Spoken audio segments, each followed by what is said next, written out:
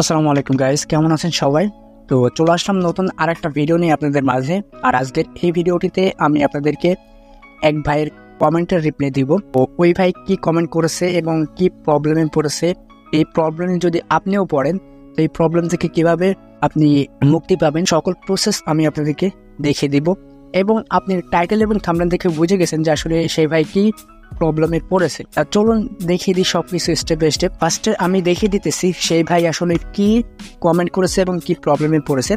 তো আমি স্ক্রিনশটে রেখেছি। তো আমি চলে আসলাম আমার গ্যালারিতে আসার পর এখান থেকে স্ক্রিনশটে লিখ দিলাম অ্যান্ড দেখেন সেই ভাই কমেন্ট করেছে যে ভাইয়া আমার সিম হারিয়ে গেছে আর বিকাশে টাকা আছে, এখন কি করব, পিনও জানা আছে। তো দেখেন আপনিও যদি এরকম প্রবলেমে পড়েন, যে নাম্বারে বিকাশ অ্যাকাউন্ট খুলেছেন ওই নাম্বারটা যদি হারিয়ে যায়, পিন যদি জানা থাকে, তাহলে আপনি কিভাবে ওই অ্যাকাউন্ট পুনরায় ব্যবহার করবেন বা ইউজ করবেন, তো এটা আমি আপনাদেরকে জানিয়ে দেব। এটা নিয়ে আমি কিন্তু বিকাশ লাইভ চ্যাটে তাদের সাথে কথা বলেছি। তো তারা বলেছে যে এই অ্যাকাউন্ট পুনরায় আনা যাবে বা আপনি ব্যবহার করতে পারবেন।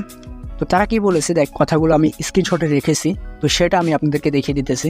আমি চলে যাচ্ছি গ্যালারিতে। তাদেরকে আমি বলেছিলাম যে ভাই আমার বিকাশ খোলা যে সিমে, ওই সিমটা হারিয়ে গেছে, বিকাশের টাকাও আছে, পিনটাও জানা আছে, এখন সিমটা তুললে আমার বিকাশ অ্যাকাউন্টটা কি আমি পুনরায় ব্যবহার করতে পারবো কি? তো এটা লেখার পর তাদেরকে সেন্ড করলাম। তারা রিপ্লাই দিল যে বাংলাদেশের ব্যাংকিং নির্দেশনা অনুযায়ী আপনার অ্যাকাউন্টের নিরাপত্তার জন্য সিম রিপ্লেস করলে অ্যাকাউন্টটি সাময়িক বন্ধ আছে। সিম যদি আপনি রিপ্লেস করেন তাহলে 24 ঘন্টা পরে আপনার অ্যাকাউন্টটি পুনরায় আবারও অ্যাক্টিভ করে দেওয়া হবে। আমি আপনাদেরকে আবারও বলতেছি, ভালো করে বুঝবেন। বাংলাদেশের নির্দেশনা অনুযায়ী আপনার অ্যাকাউন্টের নিরাপত্তার জন্য সিমটি রিপ্লেস করার কারণে অ্যাকাউন্টটি সাময়িকভাবে বন্ধ আছে। তো সিমটি যখন আপনি রিপ্লেস করবেন তার 24 ঘন্টা পরে আপনার অ্যাকাউন্টে আবারও পুনরায় অ্যাক্টিভ হয়ে যাবে। বুঝতে পারছেন? তো এরকম ফলে আসলে মূলত আপনার অ্যাকাউন্টটাকে আপনি আবারও পুনরায় ব্যবহার করতে পারেন।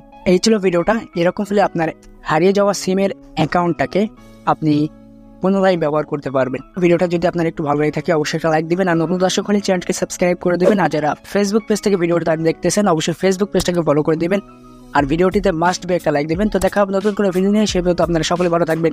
আল্লাহ হাফেজ।